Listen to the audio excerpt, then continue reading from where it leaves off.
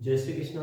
जय श्री श्याम मित्रों, आज हम बात करेंगे हिंदी भाषा का के संदर्भ में। एक तो हिंदी भाषा का नामकरण और एक संवैधानिक प्रावधान, क्योंकि अनेक भर्ती परीक्षाओं में यहाँ से संवैधानिक अनुच्छेद, राजभाषा, राष्ट्रभाषा, खड़ी बोली और हिंदी भाषा का नामकरण, हिंदी भाषा का वर्णन कौन सी अनुसूची में है, कौन से भाग में है, ऐसे प्रश्न अनेक भर्ती परीक्षाओं में बने हैं। सीटेट 2019 में भी एक प्रश्न आया जो कि भाषा अनुच्छेद व अनुसूची से संबंधित था। तो चलिए कक्षा प्रारंभ करते हैं। मैं सुरेंद्र जंगीर आप सभी का हार्दिक स्वागत करता हूं हमारी कक्षा नव हिंदी प्रभा में। जैसा कि आप सभी को पता है मित्रों, जो विगत कक्षा रही उसमें हम कुछ बिंदु पढ़ चुके हैं। जिसमें पहला बिंदु हमने पढ़ा हिंदी भाषा की उत्पत्ति। ये विगत कक्षा में हम बात कर चुके हैं हिंदी भाषा की उत्पत्ति, साथ में भाषा की विशेषताएं, इन सब बातों की हम बात कर चुके हैं। हमने अंतिम जो बिंदु पढ़ा इसमें हमने कहा था कि हिंदी भाषा का जो उत्पत्ति है वो संस्कृत भाषा से हुई है। यहाँ हमने भाषा की उत्पत्ति के अनेक जो मत हैं वो भी देखे थे। देवी उत्पत्ति का सिद्धांत ये कहता है कि सभी भाषाओं की जो जननी भाषा है वो संस्कृत है। तो संस्कृत से पाली, पाली से प्राकृत, प्राकृत से अभ्रंश, अभ्रंश से अवहट और अवहट से आई है हिंदी भाषा। ये हमने विगत कक्षा में बात की। साथ में विगत कक्षा में हमने देखी भाषा की विशेषताएं। जो भाषा की विशेषता देखी उसमें हमने ये कहा कि भाषा एक व्यवस्था है जिसमें ध्वनि, शब्द तथा वाक्य जैसी उपव्यवस्थाएं हैं। भाषा परिवर्तनशील है, भाषा का क्रमिक विकास हुआ है, भाषा अनुकरण जन्य प्रक्रिया है। हम बार बार बात कर रहे हैं दोस्तों, ये जो शब्द है अनुकरण, ये शिक्षण विधियों और मनोविज्ञान में महत्वपूर्ण है। अनुकरण का शाब्दिक अर्थ होता है देखा देखी या नकल करना। अनुकरण का शाब्दिक अर्थ होता है देखा देखी या नकल करना। अनुकरण जो शब्द है या जो विधि है इसके प्रवर्तक है पेस्टालोजी। और अनुकरण के सिद्धांत में दो बातें होती है, सुनना और बोलना। ये हम विगत कक्षा में भी चर्चा कर चुके थे। फिर हमने भाषा की जो विशेषताएं देखी थी उनमें हमने कहा था कि जो भाषा है वो समाज सापेक्ष है, अनुकरण जन्य प्रक्रिया है और आदि से लेकर अंत तक भाषा निर्भर करती है किस पर? समाज पर। विगत कक्षा में हमने ये भी देखा था कि एक भाषा के तीन क्षेत्र, तीन प्रकार होते हैं, जिसमें राजभाषा, राष्ट्रभाषा और मातृभाषा। ठीक है। और आज हम बात करेंगे सर्वप्रथम हिंदी भाषा का नामकरण और उसके बाद में हम जो जिस बिंदु का जिक्र करेंगे वो है संवैधानिक प्रावधान। तो चलिए आज का पहला जो बिंदु है हिंदी भाषा का नामकरण, इसको समझते हैं। जैसा कि आप सभी को पता है मित्रों कि ये जो ऐसी इस्तिलाह करती है, मेरी ड्राइंग अच्छी नहीं है आप समझ जाना केवल।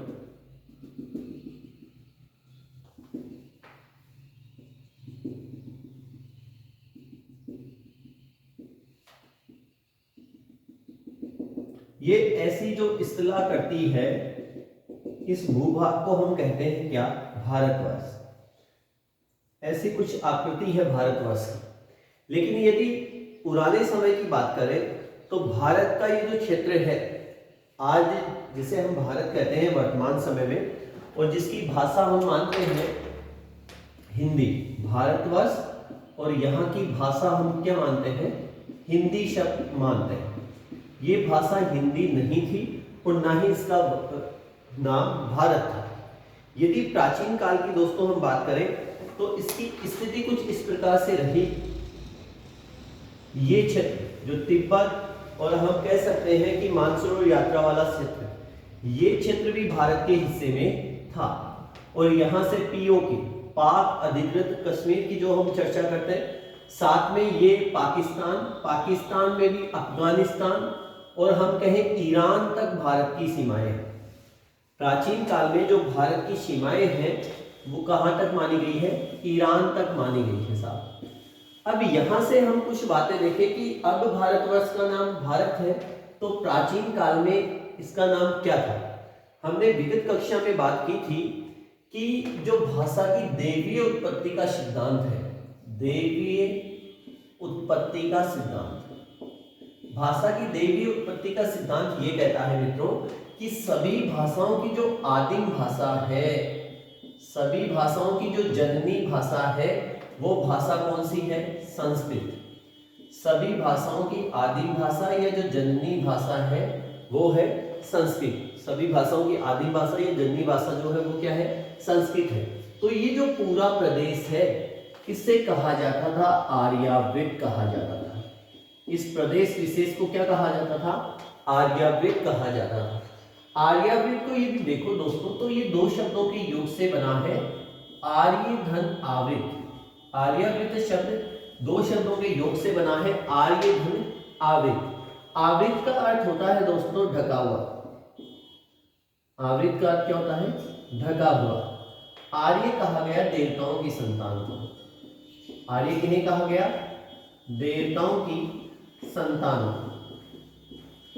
देवताओं की संतान को आर्य कहा गया और आवृत का अर्थ हुआ ढका हुआ, अर्थात वह प्रदेश जहां देवताओं की संतान रहती थी। हालांकि नवीन जो शोध हुए हैं लगभग 16 महीने पहले यह भी कहा गया है कि आर्यों का जो मूल स्थान था वो मध्य एशिया। आपने पेपर में भी पढ़ा होगा कि आर्य जो है इनका मूल स्थान माना गया है क्या? मध्य एशिया माना गया है। तो लेकिन वर्तमान समय के जो शोध है आगे आपको ये भी पता चलेगा, हालांकि ये भविष्य के गर्भ में है, क्या होना है क्या नहीं होना है। ऑथेंटिक न्यूज फिलहाल यही है कि आर्यों का मूल स्थान मध्य एशिया है, लेकिन मैं कह सकता हूं कि आने वाले दिनों में हम ये पढ़ेंगे कि आर्य मूलतः कहां के निवासी थे? भारत के निवासी थे। फिलहाल आपको ये नहीं मानना है, फिलहाल मध्य एशिया ही मानना है। तो इस पूरे प्रदेश को क्या कहा जाता था? आर्यावर्त कहा जाता था। आर्यावर्त दो शब्दों के योग से बना, आर्य धन आवृत। आर्य देवताओं की संतान को कहा गया, आवृत का अर्थ हुआ ढका हुआ, अर्थात वह स्थान जहां देवताओं की संतान निवास करती है उसे आर्यावर्त कहा गया। और देवताओं की भाषा संस्कृत थी। देवताओं की भाषा कौन सी थी? संस्कृत। तो यहाँ के लोगों की भी भाषा कैसी रही? संस्कृत।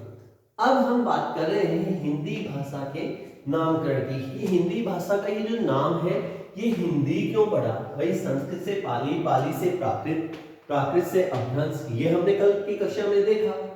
तो इस हिंदी का नाम हिंदी क्यों पड़ा? इसके पीछे रीजन है। देखो दोस्तों, आप जानते हैं कि भारत के दो हिस्सों में, मतलब ये नीचे वाले जो छोर है यहाँ अथाह महासागर है।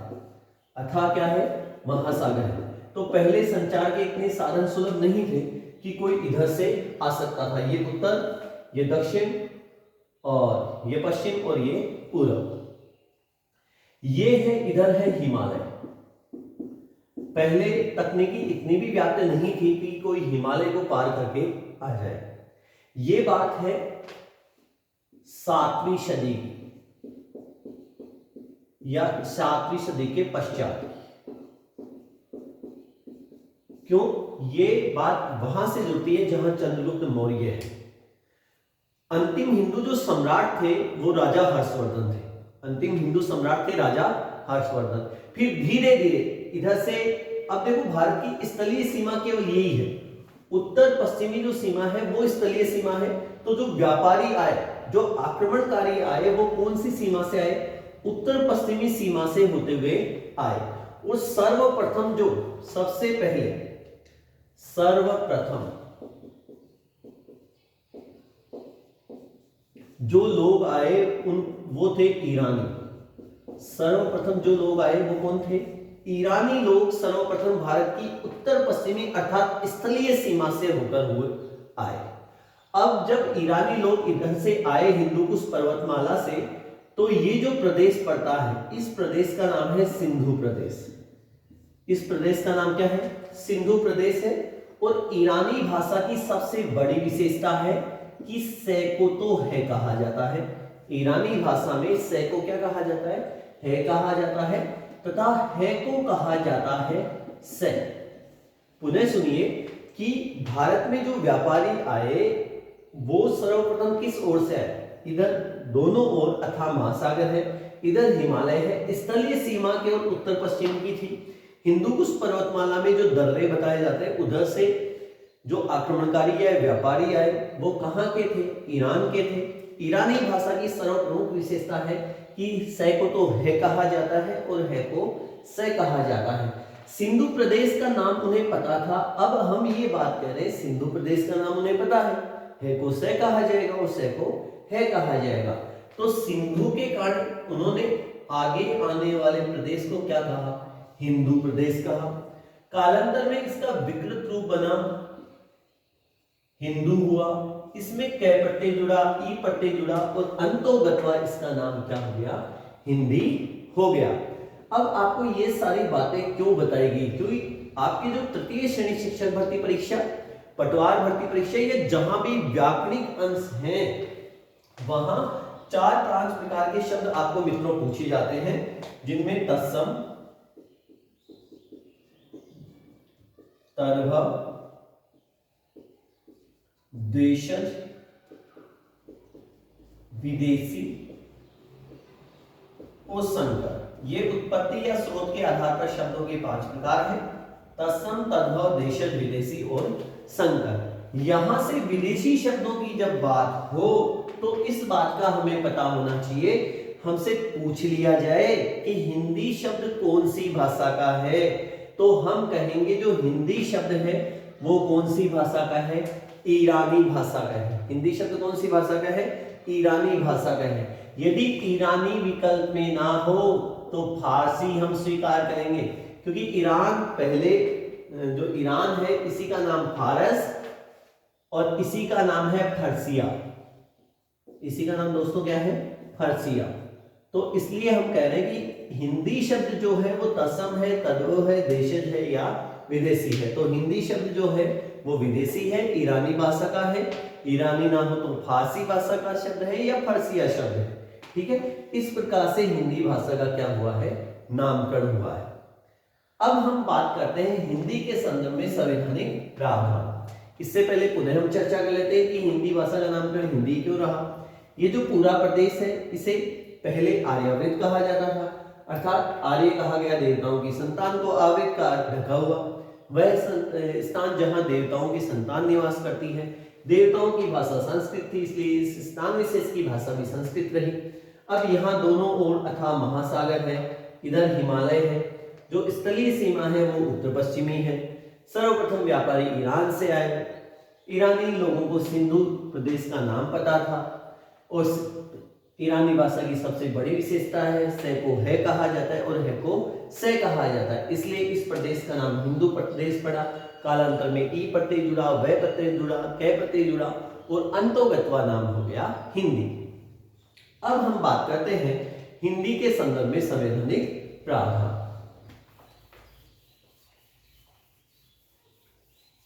लगभग भर्ती परीक्षाओं में यहां से अनेक प्रकार के प्रश्न बने हैं कि हिंदी के संदर्भ में भारतीय संविधान में क्या प्रावधान रहे।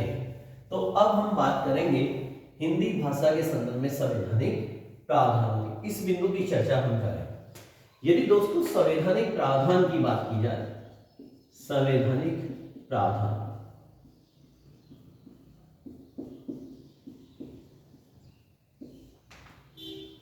तो ये जो संवैधानिक प्रावधान हम पढ़ रहे हैं ये किसके संदर्भ में पढ़ रहे हैं? ये पढ़ रहे हैं हिंदी भाषा के संदर्भ में। हिंदी भाषा के संदर्भ में संवैधानिक प्रावधानों की हम चर्चा कर रहे हैं।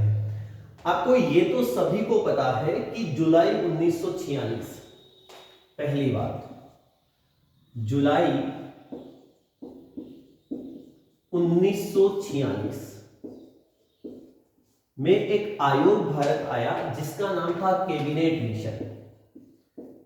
कैबिनेट मिशन, कैबिनेट मिशन जो था वो जुलाई 1946 में भारत आया और उन्होंने एक बात कही कि भारतीय लोग अपने देश का संविधान खुद बना सकते हैं। यहां त्रिसदस्यीय आयोग है। एक बात और ध्यातव्य रह जाएगी कि इस दल में सदस्य कितने थे? त्रिसदस्यीय आयोग था। 3 सदस्य थे जिसमें पैथिक लॉरेंस था, अलेक्जेंडर था और एक और था, पैथिक लॉरेंस, अलेक्जेंडर, एक का मुझे नाम याद नहीं आ रहा है, और पैथिक लॉरेंस इसका अध्यक्ष था। कई बार परीक्षा में यह भी पूछा जाता है कि जो कैबिनेट मिशन भारत आया इसका अध्यक्ष कौन था, तो यहाँ अध्यक्ष था पैथिक लॉरेंस। फिर आप सभी को पता है कि समानुपातिक प्रतिनिधित्व प्रणाली के द्वारा चुनाव संपन्न होते हैं। सदस्यों की संख्या तय होती है 389 सदस्य। ये जो संविधान सभा थी उनमें कुल सदस्य कितने थे? 389 सदस्य थे। समानुपातिक प्रतिनिधित्व प्रणाली के द्वारा चुनाव संपन्न हुए, ब्रिटिश राज्यों से आए, देशी रियासतों से आए। फिर जब चुनाव संपन्न हुए तो पहली तारीख आती है 9 दिसंबर 1946। 9 दिसंबर 1946। 9 दिसंबर 1946 को संविधान सभा की दोस्तों प्रथम बैठक, संविधान सभा की प्रथम बैठक हुई 9 दिसंबर 1946 को। आप सभी को पता है कि जब 9 दिसंबर 1946 को संविधान सभा की प्रथम बैठक हुई तो यहां सच्चिदानंद सिन्हा, व्यंजन संधि का उदाहरण भी है, सच्चिदानंद सिन्हा को अस्थायी अध्यक्ष नियुक्त किया गया। हम बात कर रहे हैं कि 9 दिसंबर 1946 को संविधान सभा की प्रथम बैठक हुई और प्रथम बैठक में सच्चिदानंद सिन्हा को अस्थायी अध्यक्ष नियुक्त किया गया। अगली बात, अगली जो तारीख है वो भी आप सभी को शायद पता होगी, 11 दिसंबर 1946। हम पूरे संविधान की चर्चा नहीं कर रहे दोस्तों, हम उन बातों की चर्चा कर रहे हैं जहां बात है हिंदी भाषा की। हम उन अनुच्छेदों की बात करेंगे जहां बात है हिंदी भाषा की, और उसी अनुसूची की बात करेंगे, उसी भाग की बात करेंगे जहां बात है हिंदी भाषा की। क्योंकि हम जो बिंदु पढ़ने जा रहे हैं, जो बिंदु पढ़ रहे हैं, उस बिंदु का नाम है संवैधानिक प्रावधान।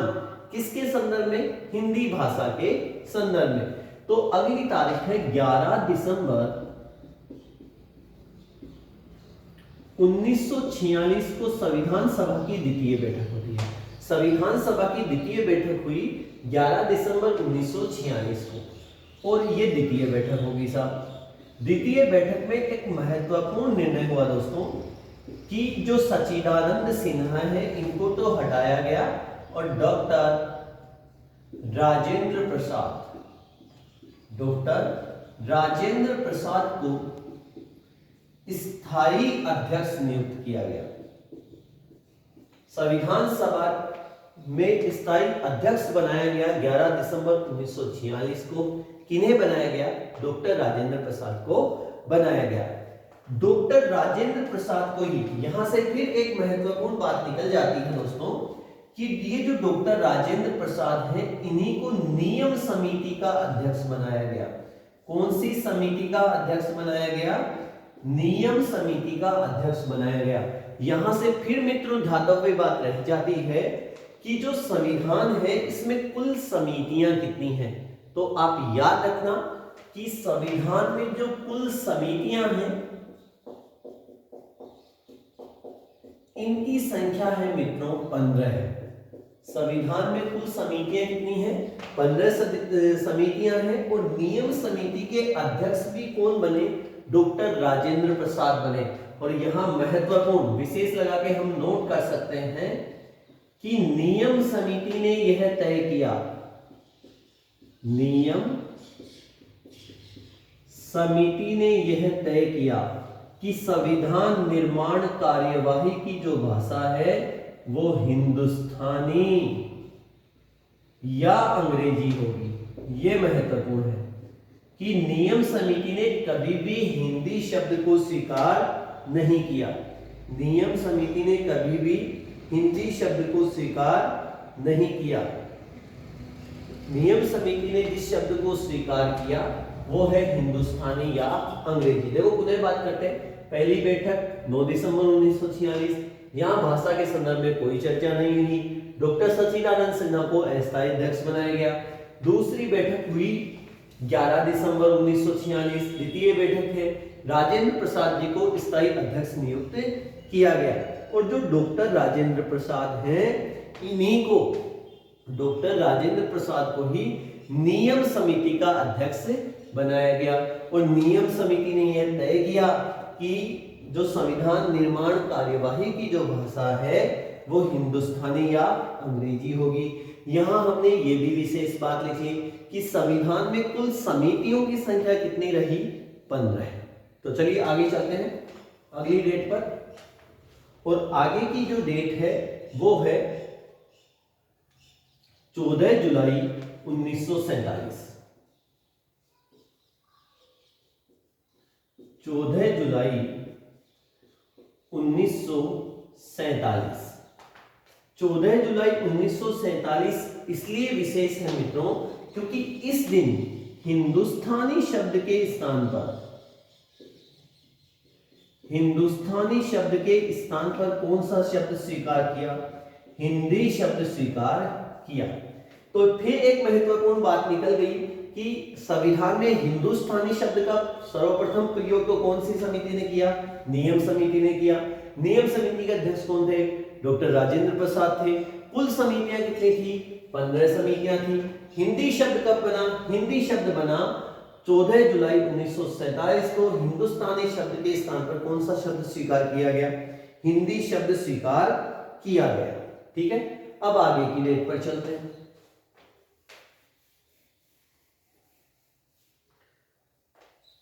अब देखो आगे की जो डेट है वो है 21 फरवरी 1948।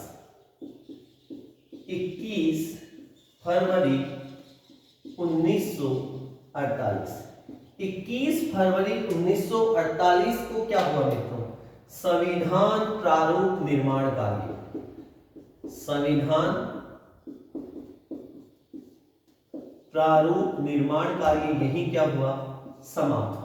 और जब 21 फरवरी 1948 को संविधान प्रारूप समाप्त हुआ तो क्या इस दिन कौन सा शब्द स्वीकार किया गया, इस दिन जो शब्द स्वीकार किया गया वो शब्द स्वीकार किया गया हिंदी या अंग्रेजी। हिंदी या अंग्रेजी, या तो संसद की जो भाषा होगी वो हिंदी होगी या संसद की भाषा होगी कौन सी, अंग्रेजी। अब आगे चले, आगे की जो डेट है उसकी यदि चर्चा करें तो आगे की डेट निकलकर सामने आती है दोस्तों 9 दिसंबर 1948। 9 दिसंबर 1948। 9 दिसंबर 1948 ये महत्वपूर्ण डेट है दोस्तों। 9 दिसंबर 1948 को क्या हुआ, 9 दिसंबर 1948 को हिंदी और अंग्रेजी को लेकर पर्याप्त वाद विवाद हुआ। और इसी दिन एक महत्वपूर्ण बात फिर निकल जाती है, विशेष या ध्यातव्य कह सकते हैं आप। इसी दिन एक महत्वपूर्ण बात हुई, देवनागरी लिपि। देवनागरी लिपि व रोमन संख्या, देवनागरी लिपि व रोमन संख्या को लेकर भी पर्याप्त वाद विवाद हुआ। किस दिन, 9 दिसंबर 1948 को। फिर आगे की तारीख की यदि हम बात करें तो 6 व 7 अगस्त, यहां नोट कर देते हैं,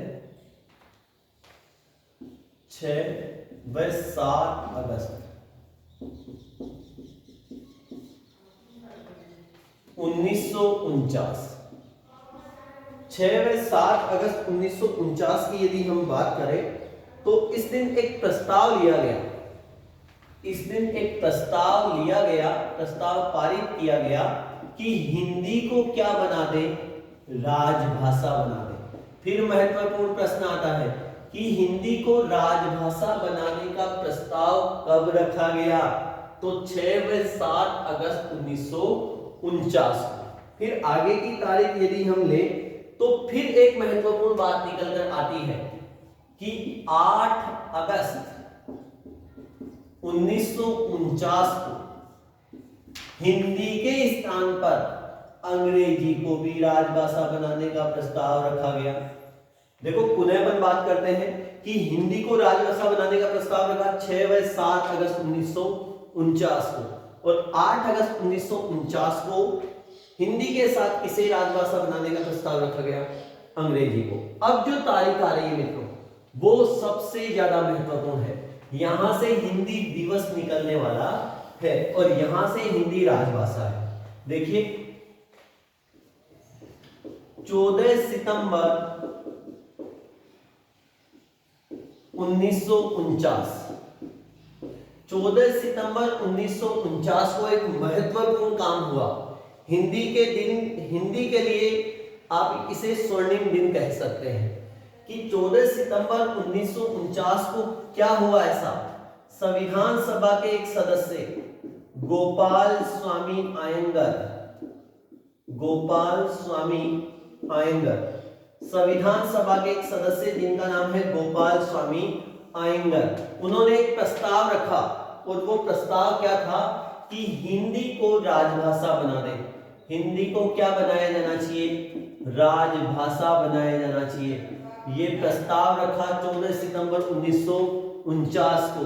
इस दिन संविधान सभा में टोटल सदस्य थे 312। 312 सदस्यों में से 298 सदस्यों ने इस पक्ष में अपना अनुमोदन दिया। इसलिए प्रतिवर्ष 14 सितंबर को हिंदी दिवस मनाया जाता है। भारतीय हिंदी दिवस या राष्ट्रीय हिंदी दिवस की चर्चा करें, हमसे पूछा जाए तो वो 14 सितंबर है। क्यों है? क्योंकि इसी दिन संविधान सभा के सदस्य गोपाल स्वामी अयंगर ने हिंदी को राजभाषा बनाने का प्रस्ताव रखा। इस दिन संविधान सभा में 312 सदस्य थे। 312 सदस्यों में से 298 सदस्यों ने इस पक्ष में अपना अनुमोदन दिया कि हाँ, हिंदी को राजभाषा बना लो। इसीलिए प्रतिवर्ष 14 सितंबर को हिंदी दिवस मनाया जाता है। एक बार पुनः सरसरी रूप में चर्चा कर लेते हैं कि हम बात करें तो हिंदी भाषा के संदर्भ में संवैधानिक प्रावधानों की। पहले हमने बात की कि एक आयोग भारत आया जिसका नाम था कैबिनेट मिशन। सदस्य थे 3, अलेक्जेंडर पैथिक लॉरेंस और एक सदस्य जो अभी भी मेरे दिमाग से बाहर है। पैथिक लॉरेंस यहाँ अध्यक्ष थे। यहाँ सदस्यों की संख्या तय हुई 389 सदस्य। समानुपातिक प्रतिनिधित्व प्रणाली के द्वारा चुनाव संपन्न हुए। संविधान सभा की प्रथम बैठक हुई मित्रों 9 दिसंबर 1946 और यहाँ सचिदानंद सिन्हा को अस्थायी अध्यक्ष नियुक्त किया गया। इस दिन हिंदी के बारे में, अंग्रेजी के बारे में, हिंदुस्तानी के बारे में कोई जिक्र नहीं हुआ। संविधान सभा की जो द्वितीय बैठक थी वो 11 दिसंबर 1946 को हुई और यहाँ सचिदानंद सिन्हा के स्थान पर डॉक्टर राजेंद्र प्रसाद को स्थायी अध्यक्ष नियुक्त कर दिया। विशेष जो बात रही, डॉक्टर राजेंद्र प्रसाद को ही नियम समिति का अध्यक्ष बनाया गया। यहाँ हमने ये भी विशेष देखा कि संविधान में कुल समितियों की संख्या कितनी थी, 15 थी। ये ध्यातव्य रह जाएगी। फिर आगे हमने चर्चा की कि नियम समिति ने यह तय किया कि संविधान निर्माण कार्यवाही की जो भाषा होगी वो हिंदुस्तानी या अंग्रेजी होगी। या तो हिंदुस्तानी, हिंदी शब्द अभी नहीं आया है, या तो हिंदुस्तानी या अंग्रेजी होगी। फिर तारीख आती है 14 जुलाई 1947। यहां हिंदुस्तानी शब्द के स्थान पर हिंदी शब्द स्वीकार किया गया। तो हमसे पूछा जा सकता है कि संविधान में हिंदुस्तानी शब्द का प्रयोग कब हुआ, तो हम बताएंगे 11 दिसंबर 1946। यदि हिंदी शब्द कब स्वीकार किया गया तो 14 जुलाई 1947। फिर आगे की तारीख ले तो आगे की तारीख है 21 फरवरी 1948। यहाँ संविधान प्रारूप जो कार्य है वो समाप्त होता है और यहाँ यही तय किया गया कि संसद में प्रयुक्त भाषा हिंदी या अंग्रेजी होगी। फिर 9 दिसंबर 1948, 9 दिसंबर 1948 को क्या हुआ? 9 दिसंबर 1948 को हिंदी अंग्रेजी को लेकर और देवनागरी लिपि व रोमन संख्या को लेकर पर्याप्त वाद विवाद हुआ। जैसे संसद में वर्तमान समय में भी होता है, मोदी जी कुछ पारित करते हैं और विपक्ष वाले हंगामा कर देते हैं। ठीक इसी प्रकार का कार्य हुआ होगा 9 दिसंबर 1948। फिर आगे 6 व 7 अगस्त 1949 को, सॉरी ये जो डेट थी ये पहले की थी कि 6 व 7 अगस्त 1949 को प्रस्ताव रखा गया कि हिंदी को क्या बना दिया जाए, राजभाषा। 8 अगस्त को हिंदी के साथ अंग्रेजी को भी रखा गया। और फिर आगे की ये 2 तारीखें हैं 21 फरवरी और 9 दिसंबर। फिर महत्वपूर्ण बात है 14 सितंबर 1949। 14 सितंबर 1949 को संविधान सभा के सदस्य गोपाल स्वामी अयंगर ने एक प्रस्ताव रखा कि हिंदी को क्या बनाया जाना चाहिए, राजभाषा बनाया जाना चाहिए। इस दिन संविधान सभा में 312 सदस्य थे और उपस्थित 298 सदस्यों ने इस पक्ष में अपना अनुमोदन दिया। इसलिए प्रतिवर्ष 14 सितंबर को हिंदी दिवस मनाया जाता है। बहुत सारे प्रश्न यहां से क्लियर हो जाते हैं। अब आगे यदि हम चर्चा करें, यहां से हम कुछ विशेष बात कर सकते हैं कि भारतीय हिंदी दिवस तो 14 सितंबर को मनाया जाता है, फिर विश्व हिंदी दिवस दूसरी विशेष बात, विशेष या ध्यातव्य कह सकते हैं हम कि विश्व हिंदी दिवस जो है ये जीके में भी महत्वपूर्ण रहेगा, हिंदी भाषा के संदर्भ में भी महत्वपूर्ण रहेगा, जो कल परसों ही गया है। विश्व हिंदी दिवस मनाया जाता है दोस्तों 10 जनवरी को। 10 जनवरी को विश्व हिंदी दिवस मनाया जाता है। भारतीय हिंदी दिवस 14 सितंबर को है और विश्व हिंदी दिवस जो है वो है 10 जनवरी। दूसरी विशेष बात, मातृभाषा दिवस।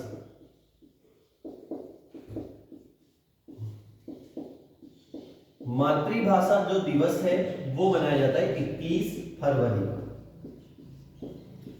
14 सितंबर हिंदी दिवस है, राष्ट्रीय हिंदी दिवस है, भारतीय हिंदी दिवस है, विश्व हिंदी दिवस है, हिंदी दिवस वो है 10 जनवरी को और मातृभाषा दिवस है 21 फरवरी को। अब हम बात करते हैं अनुच्छेदों की संविधान के कौन कौन से अनुच्छेद हैं जो हिंदी का जिक्र करते हैं, और ये बात करेंगे हम अगली कक्षा में। धन्यवाद।